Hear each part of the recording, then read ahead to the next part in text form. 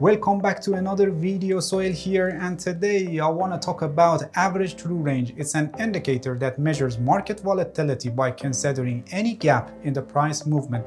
It was developed by the famous technical analyst Welles Wilder and introduced in 1978 in his book New Concepts in Technical Trading Systems. RSI, directional movement, and parabolic stop and reverse are other well-known indicators developed by Welles Wilder and included in the book.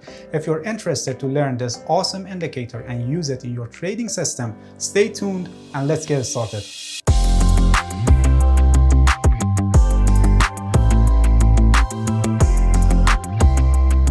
Alright, let's see what average true range is and how it helps us in trading. What you see here at the bottom of the chart is ATR indicator, and it measures the relative extent of the volatility. As you've already seen on the charts, the price is always fluctuating up and down. By considering a specific time period, you see that the range between the high and low in that time period is different. Sometimes the range is larger and sometimes smaller. The time frame here on this chart is 15 minutes, so the price action of every 15 minutes is included in one candle. And if you look at the range between high and low in each candle, you can clearly see that the ranges are different. This indicator, average true range, tries to measure the volatility, which is in fact the fluctuation of the price over a specific time period, by the help of these ranges, actually true ranges, which I'll explain what it is. Welles Wilder realized that only looking at the high and low of each day or each specific time period and not taking the gaps into account is not a good measure of volatility. So by considering also the previous day's close, he developed ATR indicator, which also considers the gaps and uses actually a true range in its calculation. For defining the true range, he calculated three distances: current high minus current low, current high minus previous close, and current low minus previous close. And then by considering the absolute value of them, the greatest one is the true range. And at the end, a moving average is calculated based on these true ranges, which is the line that you see here. Wilder suggested that the optimal number of periods for moving average in ATR is 14. If you go with greater number of periods, it measures longer term volatility and you will have slower indicator. And if you go with smaller periods, it measures shorter term volatility and you will have a faster indicator. So just pay attention that based on your trading style and system, and especially the market that you're trading and considering its relative degree of volatility, you may need to adjust the period. So it's a good idea to test with different settings and see what period suits your trading system and the market that you're trading. Alright, let's see how ATR helps us in trading.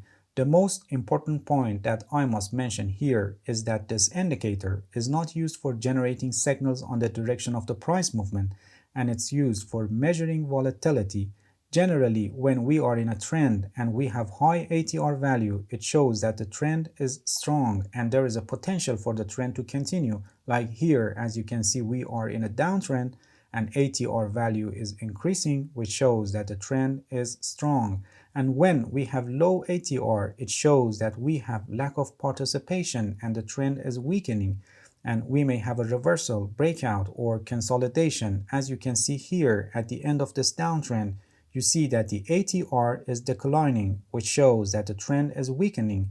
And as you see, the price is changing direction. Or here at this part of the chart, as you see, we are in an uptrend, but the ATR value is low. We have some sudden rising in the ATR because of the gaps, but it instantly goes down again. And generally, it's low, as you can see, which shows that the trend is not strong. When we have high ATR, or you see the ATR is rising, it means that the range of candles, the distance between highs and lows are getting larger, as you can see on the areas which I marked, and it shows rising in the volatility of the market.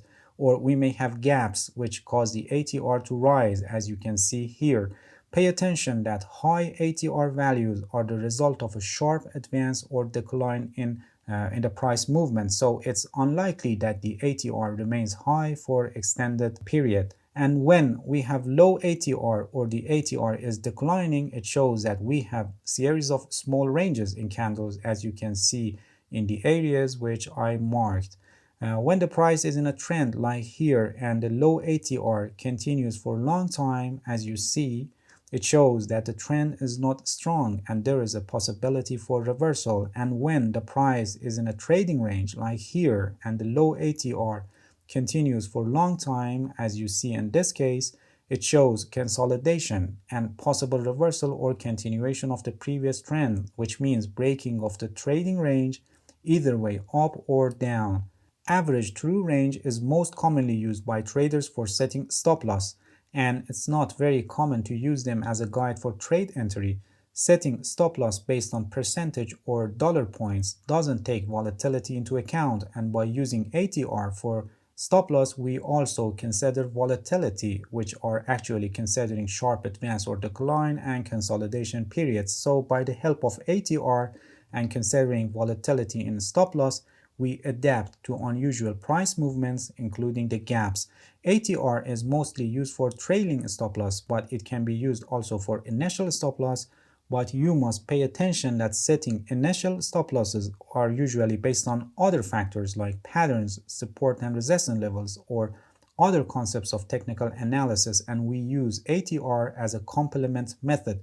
Using solely ATR for setting initial stop loss is more common among day traders because we can see more gaps and volatility in shorter time frames, so taking them into account when setting stop loss could be a good idea. As I said, ATR is more commonly used in trailing stop loss to catch the abnormal price movements.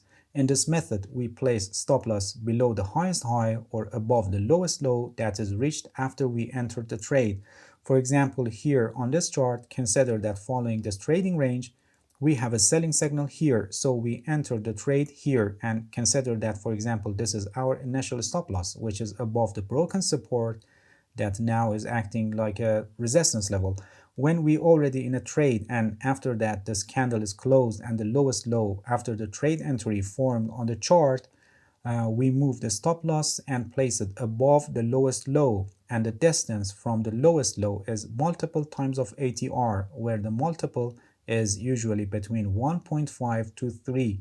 And in this example, we chose 1.5. Just pay attention that choosing a multiple for ATR between 1.5 to 3 depends on your risk management system and the volatility of the market that you're trading, which means that when it's more volatile, for example, when you're trading in Bitcoin market, you may need to give more room to the price action and the stop loss must be further away. So you must go with larger multiples. And when it's less volatile, like some stocks, for example, you go with smaller multiples. The ATR measurement at this point when the candle is closed is something like 0.8, which after multiplying by 1.5, it gives 1.2. So we set stop loss 1.2 above the lowest low, which is 58.8. In other words, we add 1.2 to 58.8, and the result 60 would be our stop loss here. When the next candle is closed and the new lowest low formed on the chart, again we move the stop loss and place it above the lowest low with the new measure of ATR that we have. And again we continue this moving of stop loss every time that a lowest low is formed on the chart. Although the multiple is the same 1.5, just pay attention how the distance of the lowest low from the stop loss is widening because the ATR is increasing here. For example, in setting of the third stop loss, the ATR value was relatively very high in that time period, as you see, and caused the distance to widen, as you can see here on the chart. In this example, I explained how to set trailing stop loss when you go short, and in a situation when the price is advancing and you go long, everything I just explained is applied, but in the opposite direction, and the stop loss is set below the highest high. The most important point about average true range that you must always pay attention is that ATR doesn't give you any signal on the direction of the price movement, and you must never use ATR for trade entry or confirming a trade signal generated by other tools. ATR only measures volatility and helps you to realize if the existing move is weakening or gaining strength. You must also pay attention that the interpretation of ATR is subjective, and we don't have any defined levels that says the current ATR is considered high or low, and you must always take a look at the earlier measures to realize realize if the current measure shows strength or weakness. Alright, that's it for now. I want to thank you for watching and I hope this video has been helpful for you. If you have any question, feel free to ask and leave a comment for me. I'll answer your questions as soon as possible. Please subscribe to my channel. Don't forget to hit the bell and make sure you watch my next videos. Step by step, I'll take you through it. Let's beat the market.